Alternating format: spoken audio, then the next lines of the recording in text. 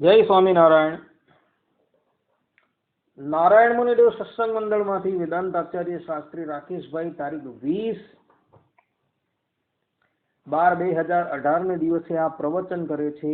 આજના પ્રવચનનો વિષય છે વામન ભગવાનની સર્વોપરિતા, પૂર્ણ પુરુષોત્તમતા તથા સર્વ અવતારિતા પ્રતિપાદન કરવી ઉદ્ધવ સંપ્રદાયના ગ્રંથો પરથી તથા વેદવ્યાસજીના ગ્રંથો પરથી. શ્રીમદ ભાગવત અષ્ટમ સ્કંદ 17મો અધ્યાય 9મા શ્લોકની અંદર પોતાની સન્મુખ પ્રગટ થયેલા વામન ભગવાનની સ્તુતિ કરતા અદિતિ બોલ્યા, વિશ્વાય વિશ્વભવન સ્થિતિ સંયમાન, અર્થાત હે પ્રભુ, આપ વિશ્વની ઉત્પત્તિ, સ્થિતિ અને પ્રલયનું કારણ છો. અહીં અદિતિ દેવી પોતાની સન્મુખ પ્રગટ થયેલા વામન ભગવાનને કહે છે કે તમે જ સંપૂર્ણ જગતની ઉત્પત્તિ, સ્થિતિ અને પ્રલય કરનારા છો. અહીં સ્થિતિ શબ્દ જે છે તેનો અર્થ થાય છે નિયમન કરનારા અને બીજો થાય છે ઉપરી. અર્થાત હે વામન ભગવાન, તમે જ સંપૂર્ણ જગતની ઉત્પત્તિ, સ્થિતિ અને પ્રલય કરનારા છો. તમે સર્વોપરી છો. ઉપરીનો અર્થ થાય છે નિયમન કરનાર, સ્થિતિ કરનાર. તે જ પ્રમાણે શ્રીમદ ભાગવતના અષ્ટમ સ્કંદના 17મા અધ્યાયના 24મા શ્લોકની અંદર બ્રહ્માજી વામન ભગવાનની સ્તુતિ કરતા આ જ વાત કહે છે કે અદિતેર્ધિષ્ઠિતમ ગર્ભમ ભગવંતમ સનાતનમ. અહીં બ્રહ્માજી વામન ભગવાનને કહે છે કે તમે સાક્ષાત ભગવાન છો. અર્થાત કે બ્રહ્માજીએ વામનને ભગવાન તરીકે સંબોધેલા છે. આ ભગવાન શબ્દની અંદર ભગ શબ્દનો અર્થ થાય છે નેતા, ગમયતા અને સ્રષ્ટા.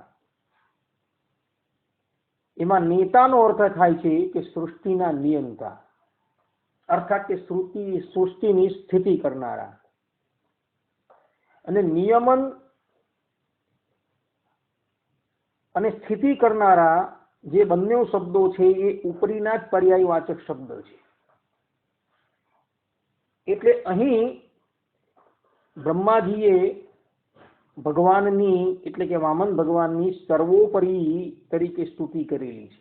ભગવાન છે, પરમ બ્રહ્મ છે, પરમેશ્વર છે, પુરુષોત્તમ છે, પરાત્પર શબ્દ છે. આ બધા સર્વોપરી શબ્દના જ પર્યાયવાચક શબ્દો છે. અહીં બ્રહ્માજીએ વામનને માટે ભગવાન શબ્દનો પ્રયોગ કરેલો છે જે સર્વોપરીનો દ્યોતક છે. અને આ જ વાત પદ્મ પુરાણની અંદર પણ કહેવાય છે. પદ્મ પુરાણની અંદર પણ વામન ભગવાનનું ચરિત્ર છે. ત્યાં અદિતિ ભગવાન વામનની સ્તુતિ કરતા બોલ્યા, જગદ રૂપમ જગતપાલમ તમ વંદે પદ્મજાદવમ. અર્થાત આપ જગદ રૂપ, જગત પાલન કરવા વાળા લક્ષ્મીપતિ વામનને હું પ્રણામ કરું છું. અહીં પણ સ્પષ્ટ રૂપે જગત પાલન શબ્દનો પ્રયોગ કરેલો છે. અર્થાત કે જગતની સ્થિતિ કરનારા. આમ પદ્મ પુરાણની અંદર પણ વામન ભગવાનની સર્વોપરીપણે સ્તુતિ કરવામાં આવેલી છે. આ પ્રમાણોથી એ સ્પષ્ટ થઈ જાય છે કે વામન ભગવાન જે છે એ સર્વોપરી તત્વ છે. હવે વામન ભગવાનની પૂર્ણ બ્રહ્મતાના પ્રમાણો રજૂ કરીએ તો ભગવાન સ્વામિનારાયણ લોયાના 18મા વચનામૃતમાં કહે છે કે તે જ એટલે કે અક્ષરધામના અધિપતિ ભગવાન અનંત ઐશ્વર્ય અને અનંત શક્તિ સહિત મત્સ્ય કચ્છાદિ રૂપને ધારણ કરે છે. અહીં આદિ શબ્દ લખેલો, મત્સ્ય કચ્છાદિ, આદિ તરીકે વામન પણ લઈ લેવું. અર્થાત કે વામન ભગવાનની અંદર પણ પરમાત્મા જ્યારે પધાર્યા ત્યારે તેઓની અંદર અનંત ઐશ્વર્ય અને અનંત શક્તિ હતી. આમ કહી ભગવાન સ્વામિનારાયણે વામન ભગવાનની પણ અને આ જ વાત હરિચરિત્રામૃત સાગર 10:33-25 ની અંદર આધારાનંદ સ્વામીએ પણ કહી છે. આધારાનંદ સ્વામી કહે છે કે ભગવાનના બધા જ અવતારો પૂર્ણ છે. સ્વામી કહે છે કે રામકૃષ્ણાદિક અવતારો તો પૂર્ણ છે જ, ઉપરાંત વામન છે, મત્સ્ય છે, કચ્છપ છે, આ બધા જ અવતારો પૂર્ણ છે. આમ આધારાનંદ સ્વામી પણ કહે છે કે ભગવાનના બધા જ અવતારો પૂર્ણ છે. ને આ જ વાત નારદ પુરાણની અંદર નારદજી પણ કહે છે કે રામકૃષ્ણાદિ રૂપાણી પરિપૂર્ણાની સર્વદા. અહીં રામકૃષ્ણાદિ શબ્દ છે, આદિ શબ્દ છે. આદિ તરીકે વામનનું પણ ગ્રહણ કરી લેવું.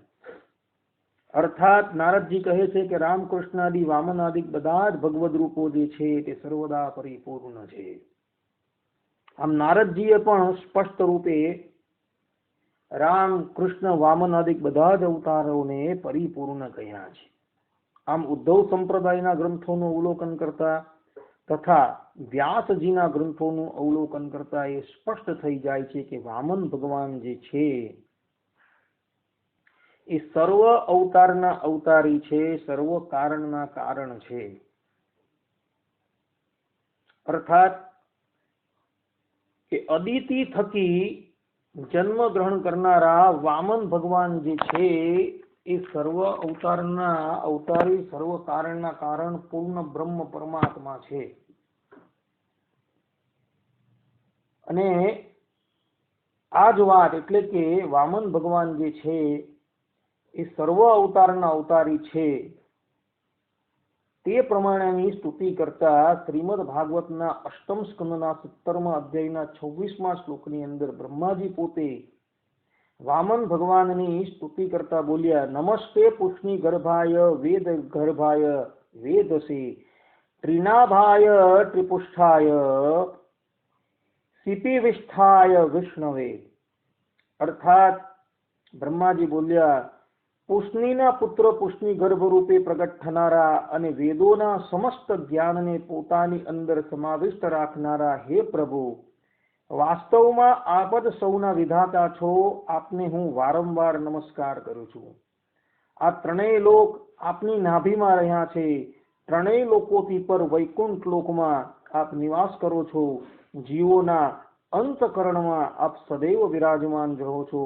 એવા સર્વવ્યાપક આપ વામન રૂપધારી વિષ્ણુને હું નમસ્કાર કરું છું.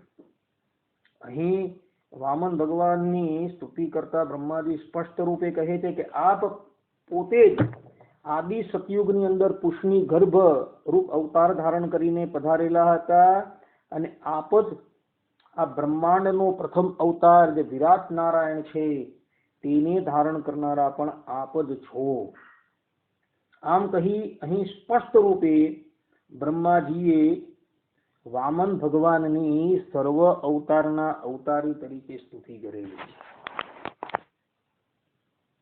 અને ઉદ્ધવ સંપ્રદાયના ગ્રંથોનું અવલોકન કરતા એ સ્પષ્ટપણે પ્રતીત થાય છે કે આ વામન રૂપે બીજા કોઈ પધારેલા ન હતા, પણ વામન રૂપે ભગવાન સ્વામિનારાયણ જ પધારેલા હતા. જેમ કે હરિચરિતનામૃત સાગર 7:43-12-14 ની અંદર આધારાનંદ સ્વામી કહે છે કે બધા જ આશ્રમોનું મૂળ બ્રહ્મચર્ય આશ્રમ છે. એમ ધારીને આપ શ્રી હરિ બ્રહ્મચારી થયા છો. બ્રહ્મચારીમાં વામનજી, નર, નારાયણ અને તે પછી આપ શ્રી હરિ આ ચોથી મૂર્તિ થયા છો. અહીં આધારાનંદ સ્વામી સ્પષ્ટ કહે છે કે બ્રહ્મચારીની અંદર 4 અવતાર થયા છે, નર, નારાયણ, વામન અને આપ શ્રી હરિ. આમ કહી આધારાનંદ સ્વામી સ્પષ્ટ રૂપે અહીં પ્રતિપાદન કરે છે કે વામન અવતાર અને પ્રગટ પ્રમાણ શ્રી હરિ એ બંને તત્વથી અભિન્ન જ છે. હવે અહીં એક સંશય થાય કે જો વામન ભગવાન જે છે એ સર્વ અવતારના અવતારી છે તો શ્રીમદ ભાગવતની અંદર પ્રહલાદજીની સ્તુતિની અંદર પ્રહલાદજીએ નરસિંહ ભગવાનની સર્વ અવતારના અવતારી પણ કરીને સ્તુતિ કરેલી છે. રામાયણની અંદર યુદ્ધકાંડની અંદર મંદોદરીએ શ્રી રામની સર્વ અવતારના અવતારી તરીકે સ્તુતિ કરેલી છે. શ્રીમદ ભાગવતના 10મ સ્કંધના 40મા અધ્યાયની અંદર અક્રૂરજીએ ભગવાન શ્રી કૃષ્ણની સર્વ અવતારના અવતારી તરીકે સ્તુતિ કરેલી છે. વરાહ પુરાણની અંદર ધરણી દેવીએ ભગવાન વરાહની સર્વ અવતારના અવતારી તરીકે સ્તુતિ કરેલી છે. તથા બીજા પણ પુરાણોની અંદર તે અવતારોની તે સાધકોએ સર્વ અવતારના અવતારી તરીકે સ્તુતિ કરેલી છે. તો આ બધાની અંદર સર્વ અવતારી કોણ કહેવાય? આવો એક સંશય થાય તો આ સંશયનું સમાધાન કરતા આધારાનંદ સ્વામી હરિચરિત્રામૃત સાગર 4:28-48 ની અંદર પોતે કહે છે કે નામથી જ ભિન્નતા જણાતી હોય તો પણ જેઓને જે સ્વરૂપ પ્રગટ રૂપમાં મળ્યું હોય તેને જ તેને સર્વોપરી અને સર્વ અવતારી જાણવું. અર્થાત કે જે સાધકને જે સમયે જે સ્વરૂપની પ્રાપ્તિ થઈ તેને માટે તે જ સર્વોપરી પૂર્ણ બ્રહ્મ અને સર્વ અવતારી છે એવું આધારાનંદ સ્વામી કહે છે. આમ કહી આધારાનંદ સ્વામીએ બધા જ અવતારોની સર્વોપરીતા અને સર્વ અવતારીતા અહીં પ્રતિપાદન કરી છે. આપણે હાલની અંદર ભગવાન સ્વામિનારાયણ પ્રગટ રૂપમાં પ્રાપ્ત થયા છે, માટે આપણે માટે સર્વ અવતારના અવતારી જે છે એ ભગવાન સ્વામિનારાયણ છે. હનુમાનજીને રામ રૂપે તથા અક્રૂરજીને શ્રી કૃષ્ણ રૂપે તથા ધરણી દેવીને વરાહ રૂપે ભગવાનની પ્રાપ્તિ થઈ ત્યારે તેઓને માટે તે સ્વરૂપ સર્વ અવતારના અવતારી તથા સર્વ કારણનું કારણ કહેવાય. નામથી ભિન્નતા જણાતી હોય તેથી કરીને કંઈક ભગવાનની અંદર કોઈ પણ જાતનો ભેદ નથી એવું અહીં આધારાનંદ સ્વામીએ કહેવાનું તાત્પર્ય છે. અહીં વામન ભગવાનની સર્વોપરિતા, સર્વ અવતારિતા તથા પૂર્ણ બ્રહ્મતાના પ્રમાણો પૂર્ણ થાય છે. હવે પછીના પ્રવચનની અંદર કપિલ અવતારની સર્વોપરિતા, તેઓની પૂર્ણ બ્રહ્મતા તથા સર્વ અવતારના પ્રમાણો રજૂ કરવામાં આવશે. અસ્તુ. જય સ્વામિનારાયણ.